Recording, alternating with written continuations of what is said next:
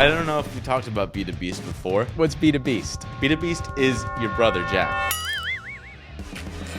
You got to give me some goo, Pop. Maybe we put up the video of Slick tumbling down, ragdolling. Basically, the first partnership that Support Shepherd had done was this 15% of revenue that a person brings in this case, Nick Huber.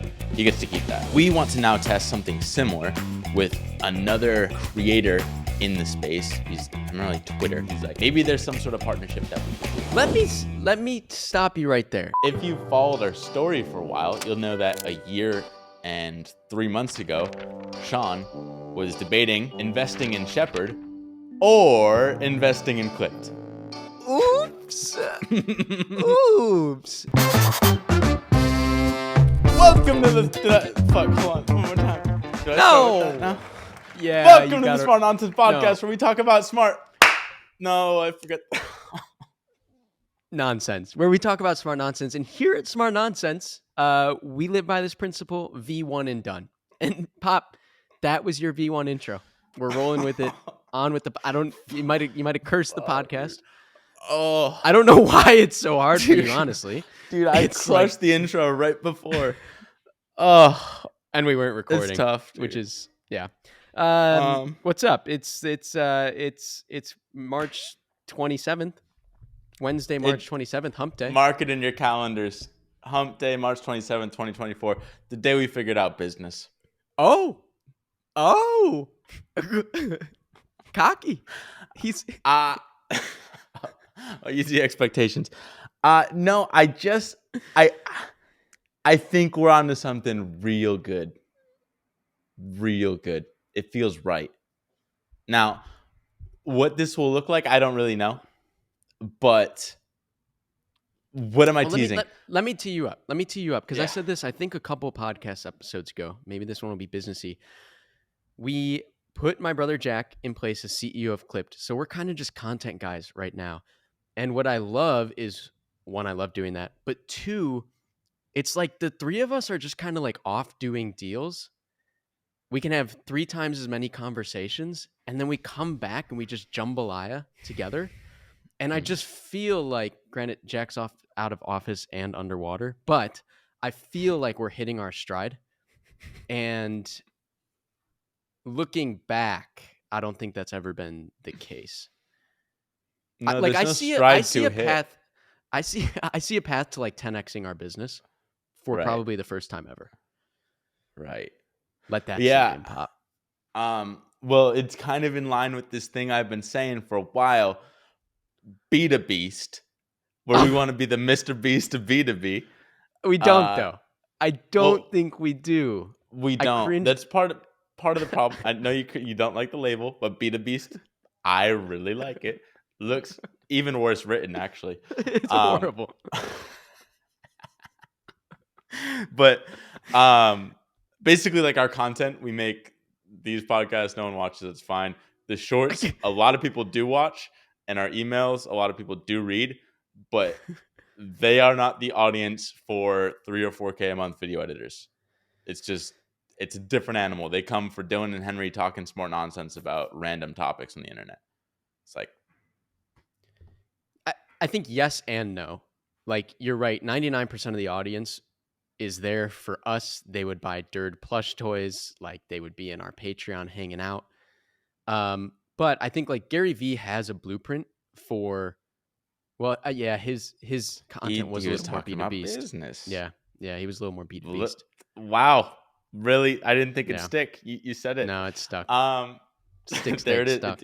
Yeah, that's what a good little. But our we're up until now we've been okay with the fact that with LTV, like our Clipped video editor, full-time video editor product is like a $30,000 product. So I wouldn't expect 50% of our audience to buy, but we only need, the point, whatever. What I've been liking, and then I'll let you finish. What I've been liking is I'm starting to feel more and more like Doug DeMuro, which is like, here's my content, over there's my marketplace. And he crushes it. Again, his audience it's better fit, but I'm like, wow, I don't know if I'm going to jinx nothing or what, but I just feel like we have this path to like do what we're insanely good at content wise, and then push people over to a really great service business. Stoked, dude. I'm Yeah. stoked.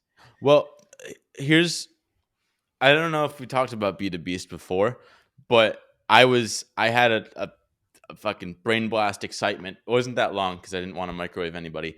But the main idea was like, hey, we're gonna take all our lessons that we've learned from our own short form content, just going viral, like those human nature psychology lessons of just like, here's how to make an entertaining video.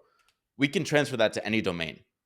That's the assumption. Or like I've done stuff that would like fit in the B2B domain of like B2B. B2B is like business to business in the business domain. So Uh, what's Be the Beast? B2Beast is your brother Jack being the Mr. Beast of B2B. Yeah. So Which is the an idea, oxymoron. The Mr. Beast of B2B right now. I get it. why? Because he's like Mr. Consumer. Well, no, I get it. Yeah. Everyone comes around to Dylan's ways, baby. B2Beast.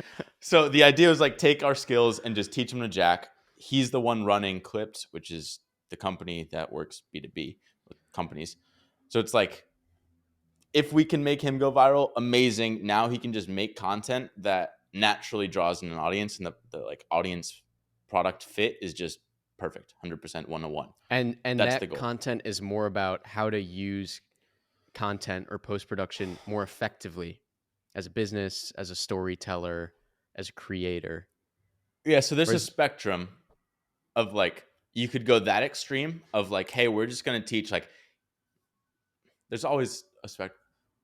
It could be like, honestly, like Elon Musk, the way he's able to keep his team so small is he outsources everything. Like, he doesn't actually do this, but like in theory, it's like, oh, he outsources B2Beast. everything. Here's how he outsources. And then fucking you just get an audience that cares about how Elon Musk outsources his company. And then it fucking goes back I'm to starting to clips. see it. I'm starting to see the B2Beast. I didn't give it a fair chance, a fighting chance. What's weird is like sometimes the blast they don't take hold.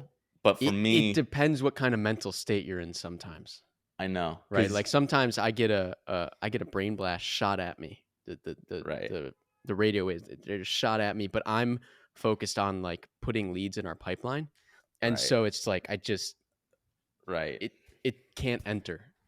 right. But now Just to sitting here flex right right now, I'm off. like, Be the Beast is a great idea. Still need to workshop the name and how it looks typed out. But Well, yeah, we'll work on that. At least the account would be Jack Belcaster, which is your brother, and we would just take our principles and like we can even keep the same like animators, video editors, literally just do our same format, just more business only topics. So that was like the one exciting thing to me. I'm like, Henry, once we get out of this like short term push, where we're just like only focused really on Twitter marketing for the most part, because that's like the fastest way to get new leads. Once we're done with that, we can think of the medium term. But so basically, short term is Twitter push. Medium term to long term is like B2Beast, which is Jack running his own business channel. And then also partnerships, which is basically what grew Support Shepherd from like nothing to fucking $30 million a year or something. Literally everything. Just from like working with Nick Huber, who was on Twitter, and Shaan Puri, who's on Twitter, but more importantly, like YouTube. they're kind of Podcast. Shepard's B2Beast, actually, because the Yeah. audience that Huber and Sean have, it's just like perfect fit for Right. it's like employees, but also kind of like executives, small business owners, like people that need overseas talent in their company. It's And like perfect. if you've followed our story for a while, you'll know that a year and 3 months ago, Sean was debating investing in Shepherd Ooh, or investing in Clipped. oops. Oops. One turned into a $30 million company, the other hasn't grown. Which is actually, it's fine because like now if Sean did that, I think we'd be in a good place to have, and this is a segue, Yeah. but I think we'd have a great partnership. A year and a half ago, that would not have been good. We had a leaky Right. bucket. Yeah. And I don't think he Shit. would have come with the Flex Seal, whatever you call that. He might have, but like it would have been us having to execute his Flex Seal, and we wanted to just make it wouldn't have worked. It wouldn't have worked. And I Right. think that would have Right. been. We needed the Jack in place that actually cared about Dude, running can the I business. say Oh. I went to an all hands that Jack put on the other evening. We're cheeks at that, dude. Mm. We're cheeks at like managing and leading people. I don't know what our style of management is. Maybe it's management by high standard and force. But he was saying stuff in this meeting that I didn't know you could say to teammates. He's saying stuff like, guys, we have this big problem at the company right now, which is churn.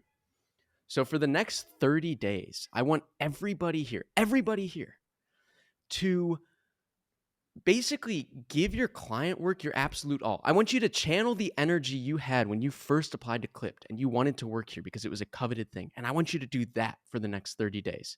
Can I challenge everybody to do that? Everyone's like, yeah, they're throwing in emojis and like confettis. And I'm like, wow. I never got any confetti emojis. No, you just got people turning their Zoom screens off. Oh, oh, the great mutiny. I was like, this is incredible. This is incredible. Yeah, It feels like it's a really battalion.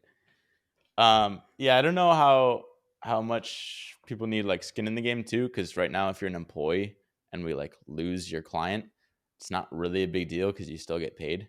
So like, hopefully the confetti also is like translates to like actually caring, but they technically have little to no skin in the game for keeping people, other than like, hey, if you get no, he bunch of gave him strikes. skin in the game. He's like, and Oh. this is why it matters. It matters because less churn equals more stability, which is something we all value, right? He asked a rhetorical question. I got hit with those before. Yeah. So, remember when I got hit with the rights? Yeah, I do. Scared the shit out of me. Yeah, that's Still think not about the 'em. kind of rhetorical questions you want. And the last line in his chain of thought was, if we do X, Y, and Z, that equals more fun at Clipped.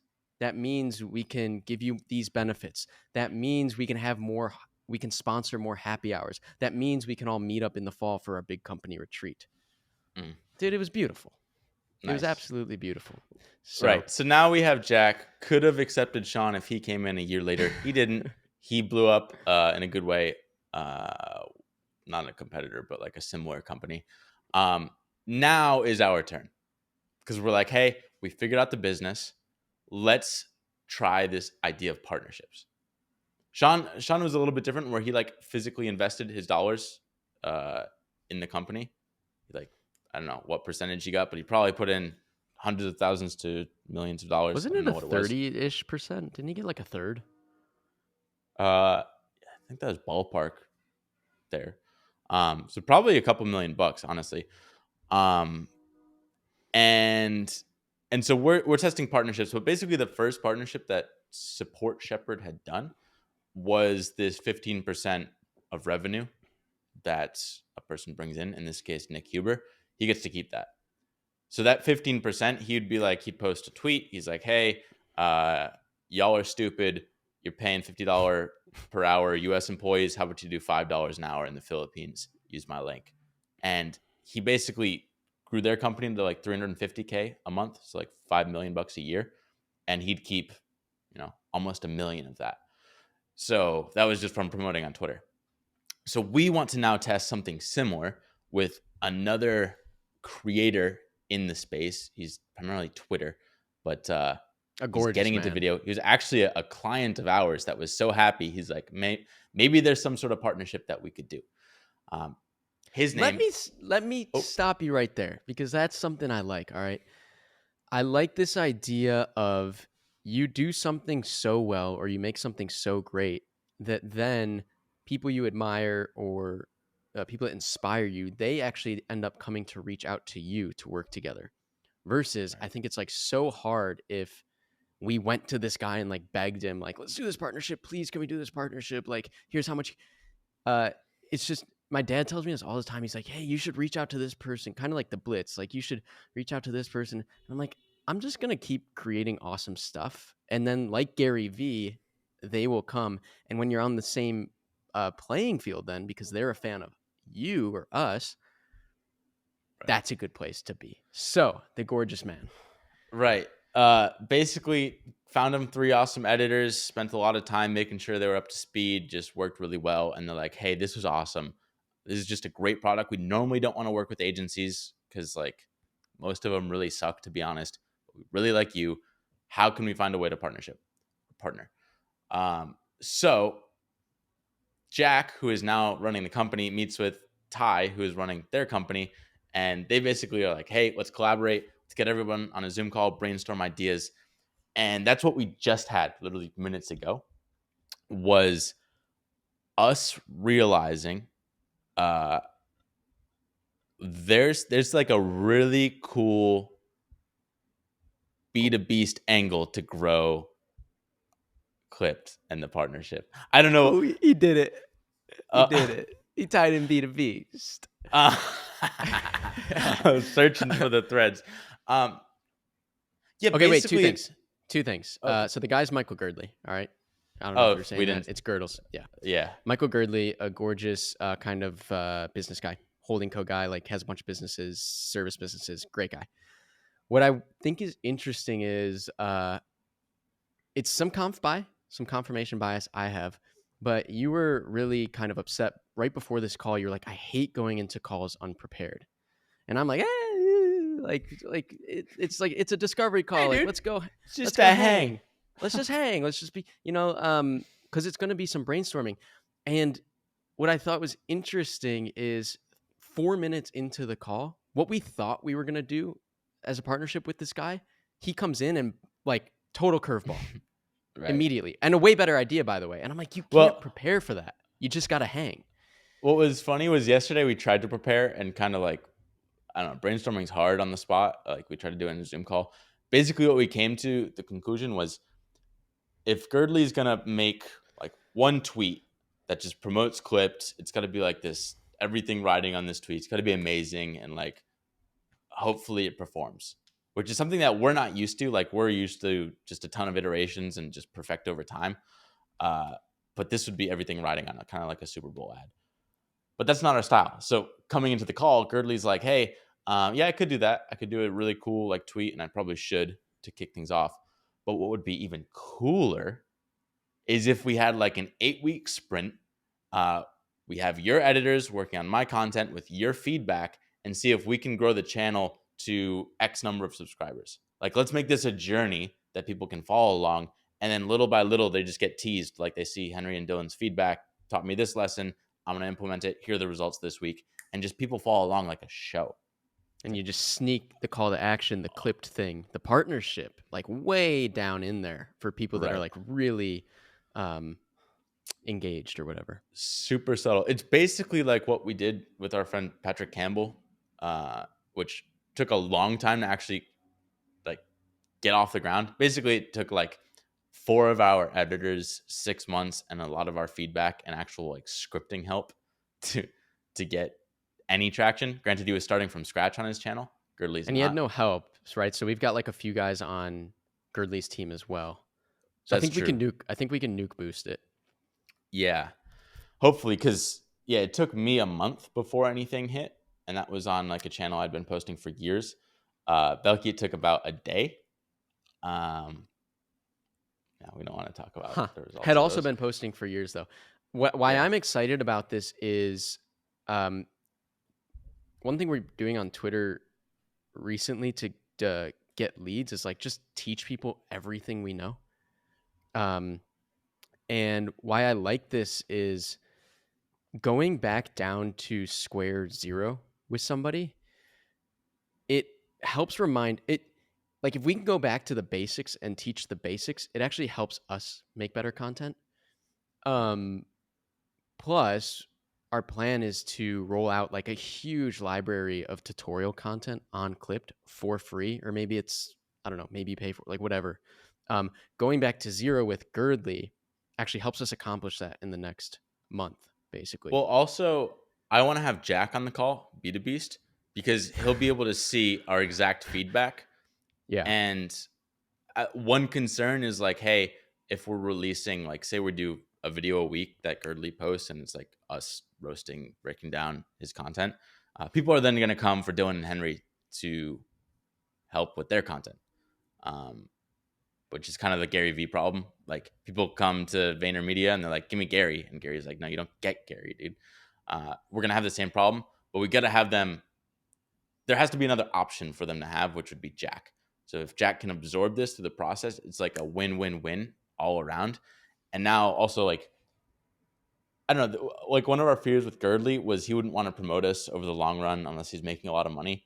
But here it's like, no matter if he makes a lot of money from this, like, uh, partnership, he's going to get result. Like, he's getting coaching for free, basically, which is also what Really he gave us nice. on his podcast. So it's like, no matter what, he's going to want to continue doing this because it just helps him grow. And then if he's making a shit ton of cash at the same time, it's just like everyone's stoked. And obviously we would too. And then I just thought, like, hey, this, not that we necessarily want to do this with a lot of people, but say it works, we could then go to Shaan and be like, hey, Shaan, you want to do this 8-week sprint with your stuff? And we're going to document the process throughout. And then you get a cut of revenue. It's like almost, it's like a thing that we could do with really popular creators that just haven't To cracked YouTube. partner. Yeah. So same That's thing, Nick cool. Huber, Shaan, just any Yeah, creator, we could do the sprint, that's really cool. assuming it works. Dude, this guy just DM'd me yesterday. He's like, my long form's doing really well. I need help with short form. I literally have no clue what it is. I've just been like banging my head against the wall for months. Yeah. And so I boot up Loom and I'm like, let me just do a quick audit for this guy. Yeah. Just in the idea of like, we should tell people everything we know, and like long term, we want to be playing long term games with long term people. So I do this audit, and his long form's great. He's right. I just start going to shorts, and I'm just watching them as a blind viewer, and I'm like, watch one, hooks too long. Next one, hooks too long. Third one, hooks too long. Fourth, and it's like, man, you kind of forget, like, before you acquire the skills of like what makes great content, it's a mystery box. It's a total mystery box. Yeah. So that's a cool idea, because Well, we definitely I don't even, want to do these like one-on-one audits, but it's like, on the business, on the service side of things, can we kickstart somebody? Like, can we teach with the most leverage? That's pretty well, cool. also, like, keep in mind, say we get this off the ground, like, we basically take Girdley from 0 to fucking 100,000 or whatever we try and do with him. And then we can also get Jack, same idea, 0 to 100,000. Like, we teach them. We've proven the format, and now Jack understands it fully. He has skin in the game, like his own content. He can now be the person that goes out and he's like, hey, Ali Abdal, your shorts suck. I'm going to come and work on this with you. And then he gets that, or whatever big, I don't even know, business creators. But ideally business creators. I think even the like YouTuber audience isn't who we want. And also like business creators, not that we think too much about competition, but like, I don't know. They're like, Yeah, not well, that we think too much about competition, but we do, huh? well, we generally, like, one of the concerns is we have like one format that works. We know it works. It's like telling stories about breaking down businesses, or literally like their ideas today. We're like, hey, we want to tell like how X makes money. And like, so yeah, one idea is like how gas stations make money. And like, we've literally done a short on that already. So, so it's like, oh, we're just going to have a bunch of parrots out in the world, but not a big deal. One, cause like people aren't You going to had compete the with us long term. entire Mr. Beastification of YouTube, and like, he's fine, you know? Right. It's like the entire But world was making Mr. Beast style content, and he's fine. I just think there's abundance. also, just in terms of niche, I don't even want to be necessarily in the entrepreneurship niche. Uh, kind of what my goal, at least, and we haven't really talked about it since we've been focused on the business, but it's like, I really want to just create a better high school. And so that starts with like learning physics from the ground up, and then physics goes to chemistry, goes to biology, goes to, I don't know, fucking psychology or something like that. But like, start from Solid first principles list. with high school, which is like totally different market than anyone in the B2B world would be. So everyone can kind of thrive off this without any issue. It's kind of like Pixar, right? They make their Pixar movies, but then behind the scenes, they license their render software or technology, Mm. which is just kind of interesting. It's like you do this big content thing that has massive broad appeal, but then you're selling this little byproduct that Yeah. not a lot of people know about. You got to give Oh, me some goo, Pop.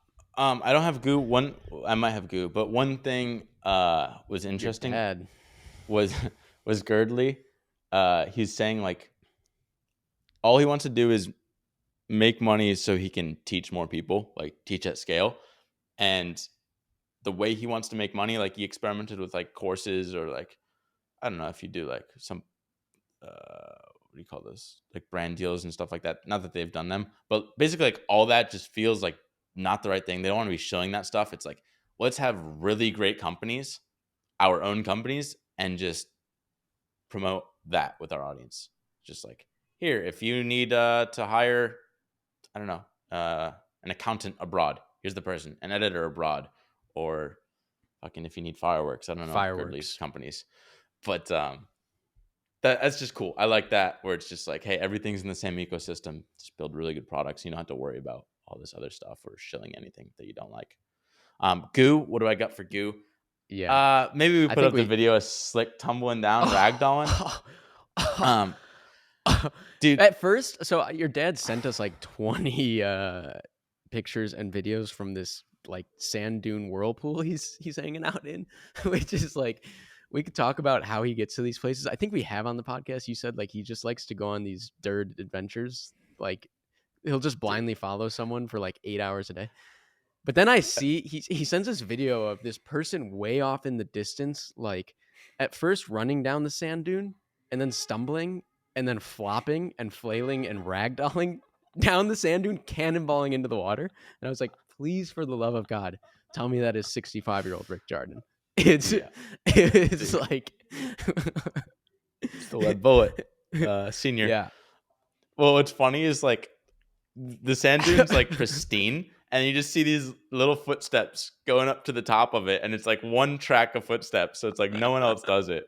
And then I just see the guy in the water. He's watching. Hopefully you're watching this on YouTube, but he just got his like hands on his hips, like what in the fuck is that old man doing as he tumbles down? And he's like, did that guy just die, or is that like was he intentionally trying to just ragdoll himself? Yeah, was it intentional by the way, or did he lose his 100%, footing? dude. No, dude, Slick Intentional. just he loves tumbling, dude. He's a little It rock tumbler. reminded me of, I think you told on the podcast, and hopefully there was a live photo, but of when you threw him a football and he laid out for it Ugh. and like broke a couple ribs. Yeah, dude. That was really sad. That was not a clean tumble. Yeah, it was literally right before he proposed to his girlfriend. Like morning of we're going skydiving in a couple hours. We go to toss the pigskin and he fucking blows up, breaks a couple ribs. And now he has to jump out of a plane right before proposing with broken ribs, freshly broken ribs. And He's he a could hardly tank. breathe. Dude, fucking savage. So that's my bloodline. Just gotta carry it on. Keep tumbling. Keep lead bulleting. Gardeloo! Nice, dude. Nice. End on a high.